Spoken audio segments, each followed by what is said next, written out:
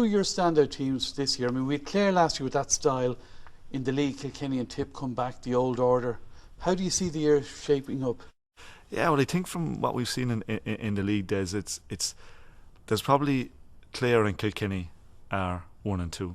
Hard to judge where they're at. Then after that, you've got a group that consists of Tipperary, Galway, Cork, Limerick, and it's any one of those really, possibly Waterford, but probably one of the 4 that are going to challenge the top 2. I wouldn't necessarily, Kilkenny won the league last Sunday. I think Clare were the real victors during the league. They played Kilkenny in Cusack Park, did really well, got enough out of that game. I was actually watching the semi-final of the league with my dad down in Thurles and a couple of other hurling people, and we all felt that it would be better for Clare not to win the semi-final and be playing Kilkenny in the league final. That the next time they want to meet Kilkenny is in Croke Park in September. So, whilst Kilkenny won the league, I think Clare will be happy enough. Tipperary, start of the year, you would have said that things were going very poorly for them, but there's a lot of hope for them as well after the game last Sunday. And what about Dublin and Anthony Daly this year? They were within the puck of a ball of making the All-Ireland final last year. Yeah, but as you know, I've been a big fan of Dublin over the last number of years, but I think that last year was a huge opportunity, massive opportunity for Dublin to get into the All-Ireland final and possibly win it as well. And I think it's really going to test them to come back this year and get as close. They have brought in a couple of young guys. Do they need more than that? Like, there's a thing out there that Dublin over the last couple of years, they've had fantastic underage teams, and I believe at a point they are going to come. There is a school of thought out there that they're, all this traditional stuff that you hear, Dublin hurlers are made hurlers. I never bought into that, but what I do believe is that they missed a massive opportunity last year, and I'm not so sure they have what it takes to make up for it this year. Cork, they almost won the All-Ireland final. Last puck of the game denied them victory, and yet they're only 6th in the betting. Yeah, I suppose, look, time was up last year. Cork were winning the game, except for that incredible equaliser from Clare. And having said that, the bookies, they're not very wrong very often. And Cork's form in the league has been indifferent. You could say that they were lucky enough to get promotion back to the top division, that Limerick were in pole position and lost out in that. Having said that, I played for Cork for many seasons, and even in the years when we didn't have a good chance or were seen as outsiders, I doubt I ever went onto the field not believing that we could win a game. And I think that when Cork come to championship, they get into big games, be it Munster finals or finals, those guys are going to have that belief. And I believe that Cork have the players, whether the entire model that's in place is good enough to get them there. I think the bookies are probably right. Limerick provided one of the great scenes last summer. The pitch after they won the Munster final covered in Limerick supporters, but they've had this Donal O'Grady loss in recent weeks. Is that going to upset Limerick? It all depends on how you use it, Des. When you go through a whole season, yourself from looking after teams, there's so much stuff that goes on. There's so much stuff that happens individually to people. There's so much happens between individuals. There's so much happens outside the group that affects the group.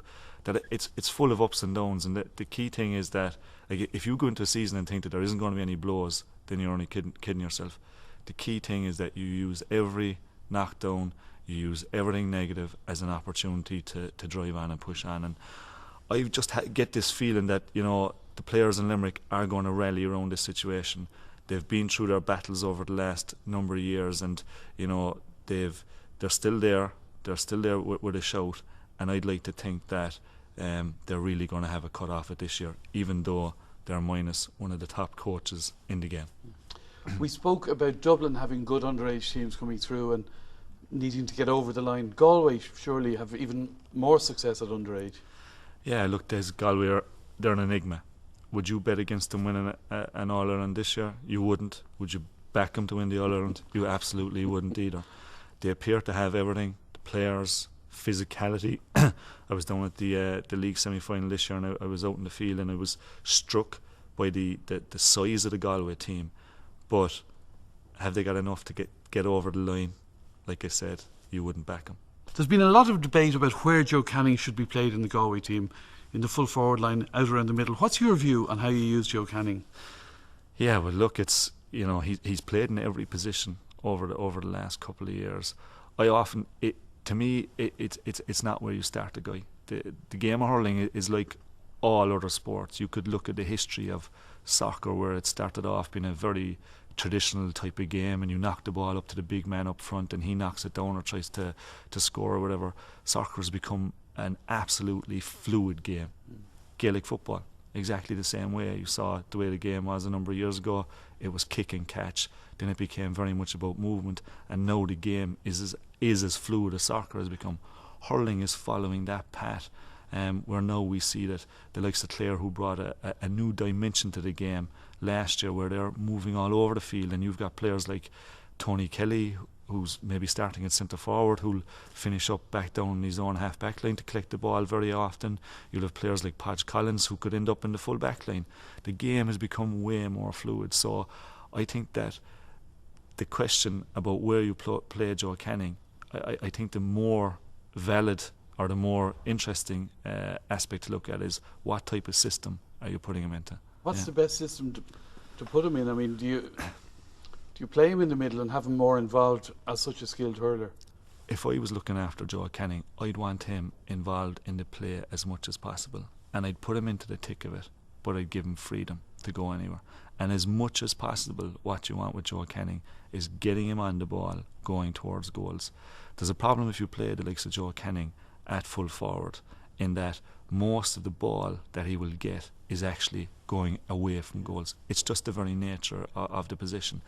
And also, if you play him in full forward, teams will set up in a way that they're going to err on having more bodies in around him. So you hear most people saying that, why isn't Joe being played on the edge of the square? I'm actually with Galway in that. I wouldn't be for playing him on the edge of the square all of the time either. We're putting a lot of emphasis on league performances now in a way we probably didn't 10 years ago in the Championship. What's your view? I know league success can equate to Championship success, but at the same time it's a whole different time of year. It's a different ball game, Des, and probably when I start talking about this I'll end up contradicting myself, but your point is relevant in that when I started playing for Cork, the league games were, it was like a training game. Then over the last couple of years, teams have started to realise that you need to use the league games to really test your guys. The more pressure, the better.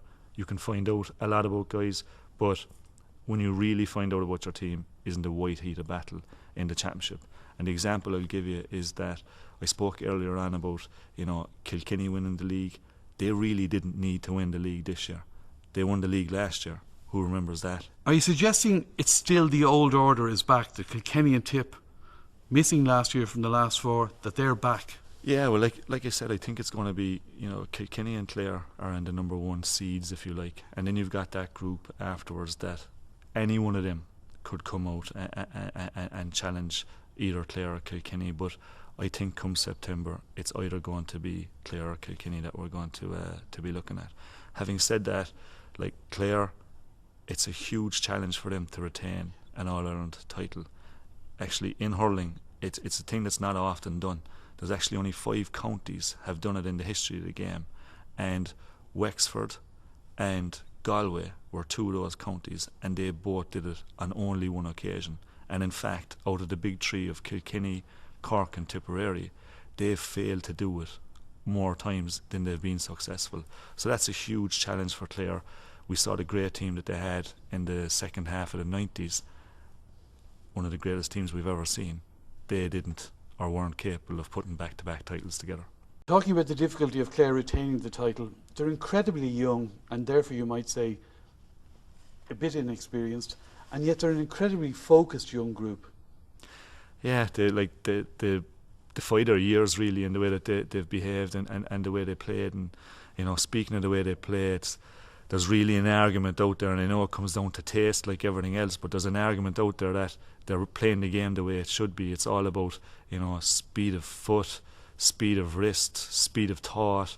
They don't give away the ball easily. They keep possession. I think even the likes of Kilkenny, who've been very traditional in terms of being very direct in their play, you can see a change in their style that I think they're realising that if we come up against Clare in September or whenever, if we start giving the ball away to these guys, that they're not going to give it back that easy. And one last question about Kilkenny. Kilkenny in the league kept some of the big names on the bench and introduced them very successfully, so some of the younger lads got starts. But come championship time, will Brian Cody be tempted to go back to the old reliable names, do you think? It'll be hard for him not to, Des. I think we all looked at the bench that Kilkenny had in the league final and said, what a bench that is. Kilkenny have been really good over the last number of years, and Brian Cody, in terms of bringing in a couple of players each year. But I think what we've seen in the league this year and in last year's championship, that the gap between Kilkenny and the rest is closed. And even though they've won the league this year, I think that every team will have seen that Kilkenny are not the dominant force that they have been. Having said that, they haven't gone away.